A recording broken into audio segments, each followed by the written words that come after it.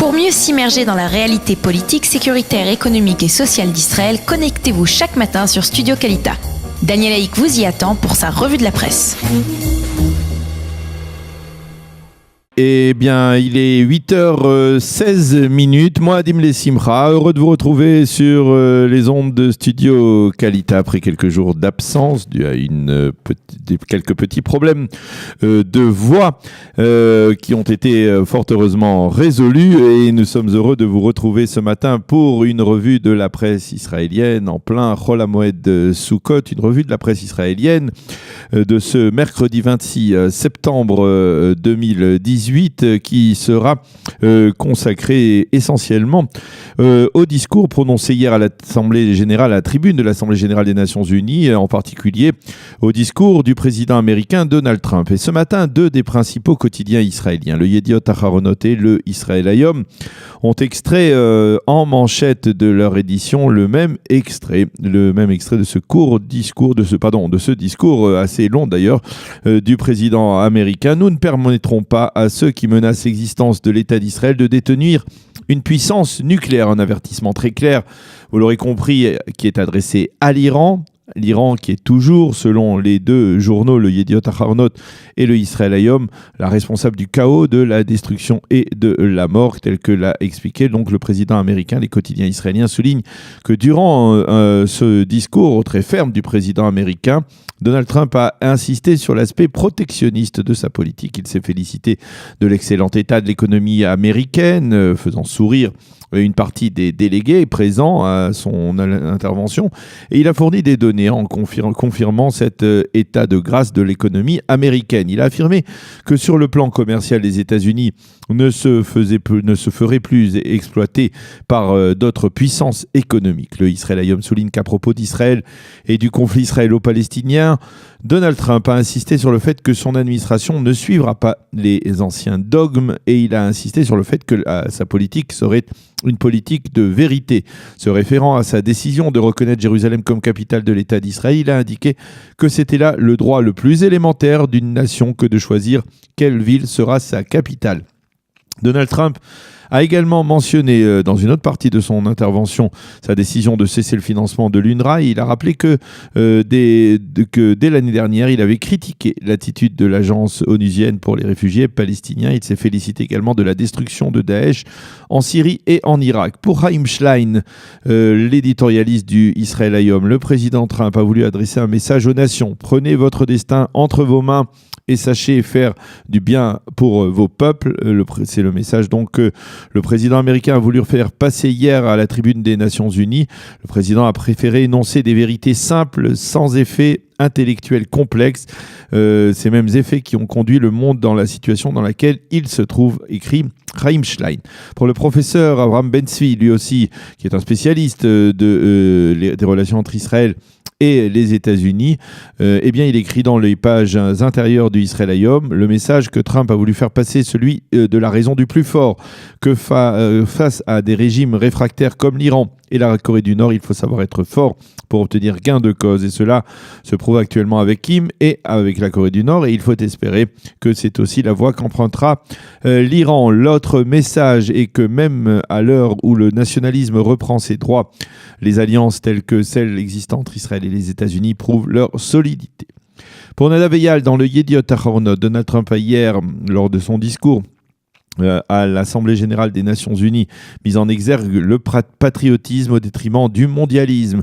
Et c'est selon lui l'essentiel du message de Donald Trump. L'opposition aux valeurs universelles et aux institutions internationales et le retour au nationalisme démocratique. Dans le cœur de chacun d'entre nous, a dit le président américain, bat un sentiment de patriotisme qui ressent la profondeur de l'amour qu'il porte à sa nation.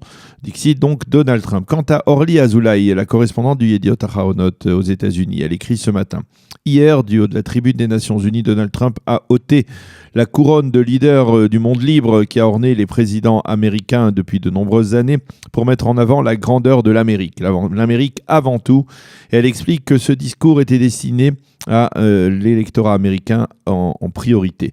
Pour la première fois depuis son arrivée à la Maison-Blanche, Donald Trump a présenté hier une ligne politique claire, celle d'une Amérique qui se préoccupe d'abord d'elle-même. Il n'est pas certain que ce soit, écrit Orly Azoulay, une bonne nouvelle pour l'État d'Israël. Ceci étant, les journaux soulignent ce matin que c'est aujourd'hui que se tiendra à New York, en marge donc des travaux de l'Assemblée générale des Nations Unies, une nouvelle rencontre importante entre Donald Trump et le Premier ministre israélien Benjamin Netanyahu qui est arrivé hier soir dans la grande cité, dans la grande métropole américaine de New York. Le Maariv, lui, a mis en exergue le discours surréaliste du président iranien Hassan Rouhani hier soir, un discours intervenu après celui de Donald Trump. Dans ce discours, Rouhani se présente comme le chantre du multilatéralisme, comme le chef d'un pays qui a respecté tous les termes de l'accord de Vienne, mais a dû constater les violations du droit international par les États-Unis. Rouhani, qui après l'attentat de vendredi dernier dans son pays, se présente désormais comme un pays victime du terrorisme, alors qu'il est, on le sait, l'un des principaux bailleurs de fonds de ce même terrorisme international, un pays qui considère qu'Israël est le plus grand danger au monde parce qu'il détient la puissance nucléaire. Rouhani qui appelle les pays aspirant à la paix à le suivre. Donc un discours, comme je vous le disais, plutôt surréaliste et totalement déphasé. Quant au Haaretz, il se fait l'écho d'un article du New York Times qui est consacré à Emmanuel Macron, qui lui aussi a présenté hier à la tribune des Nations Unies sa vision du monde, une vision qui semble être diamétralement opposée à celle de Donald Trump, une vision qui prône le multilatéralisme et qui entend lutter, comme l'a dit le président français hier, contre les inégalités sur la planète. Et bien, dans cet article du New York Times, justement, on peut mesurer les échecs de la politique d'Emmanuel Macron. Le New York Times repris donc par le Haaretz, écrit qu'un peu plus d'un an après son élection, le président français déçoit de plus en plus de ses concitoyens qui voient en lui le chef d'une administration qui veut avant tout profiter aux riches et qui n'hésite pas à jeter les plus pauvres à la rue. Le site Ynet, lui, révèle ce matin que la chef de l'opposition israélienne, Tzipi Livni, s'est entretenue hier à New York avec Abou Mazen en marge des travaux de l'Assemblée générale des Nations Unies. Livni a demandé aux raïs palestiniens de cesser de jouer aux leaders fâchés et de reprendre le dialogue avec les Américains, afin d'empêcher toute escalade de la violence dans les territoires.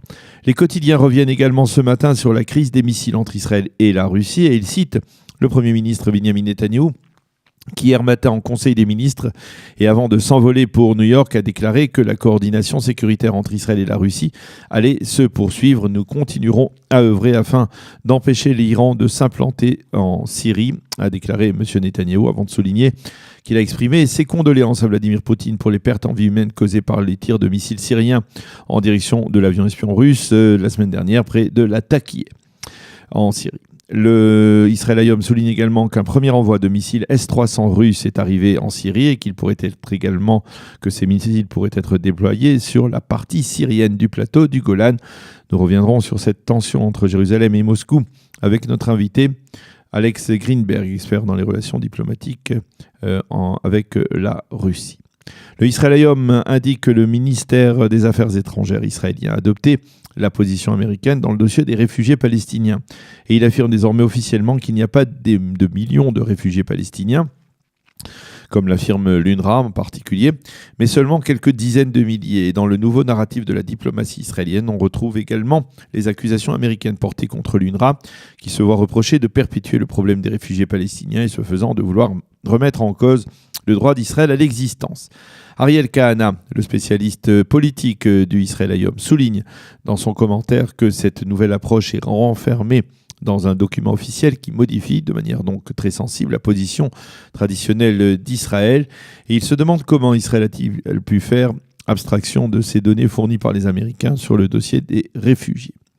Le journal de la radio israélienne Kol Israël ce matin s'est fait l'écho de la réunion stupéfiante de la convention du Labour, le parti travailliste britannique qui s'est tenu hier soir et qui a été l'occasion d'un nouveau défoulement de critiques anti-israéliennes et de soutien inconditionnel à la cause palestinienne pendant 2 heures. Le seul sujet à l'ordre du jour de cette convention a été la cause palestinienne, un Labour britannique qui décidément poursuit, semble-t-il, son glissement progressif vers l'extrême gauche et qui n'a pas pour autant résolu les problèmes d'antisémitisme qui entravent considérablement sa légitimité. Les quotidiens israéliens et en particulier les sites d'information orthodoxes déplorent la mort tragique d'un véritable virtuose du piano. Il s'appelait Chaim Tokachinski. Il était orthodoxe et partageait sa vie entre l'étude de la Torah et son extraordinaire talent pour le piano. Chaim était un pont musical entre le monde de la musique en Israël et le monde orthodoxe dans lequel il évoluait. Et cela était visible au nombre de personnes non religieuses venues lui rendre hier un dernier hommage. Il a été tué dans un accident de voiture par un journaliste espagnol d'une 50aine d'années qui a fui le site de l'accident avant d'être arrêté par les forces de police israéliennes.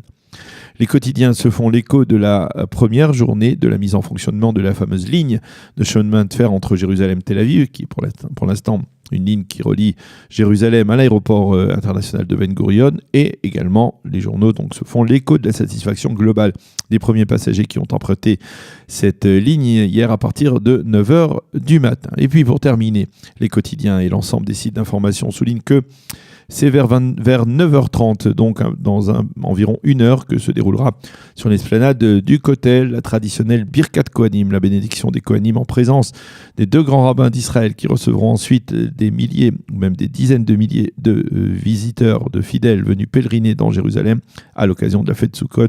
Ils les recevront dans la souka du Kotel, une fête de Sukkot qui se déroule, il faut souligner, sous une chaleur assez solide, assez forte, puisqu'il fera 28 degrés à Jérusalem, 30 à Tel Aviv et 37 degrés à Eilat. Voilà donc pour cette revue de la presse israélienne. Nous allons marquer une pause musicale et ensuite nous serons avec le premier de nos deux invités. Ce sera Alex Greenberg avec lequel nous parlerons à nouveau de la crise entre Israël et la Russie après les tirs de missiles syriens qui ont abattu un avion russe espion la semaine dernière. Cette affaire continue à, on va dire, entraver les excellentes relations entre Israël et la Russie qui existait jusqu'à présent. Nous en parlerons donc avec Alex Greenberg et puis ensuite, nous serons en ligne avec Michel Gurfinkel pour commenter le discours de Donald Trump hier à l'Assemblée générale des Nations Unies. Pour mieux s'immerger dans la réalité politique, sécuritaire, économique et sociale d'Israël, connectez-vous chaque matin sur Studio Kalita. Daniel Haïk vous y attend pour sa revue de la presse.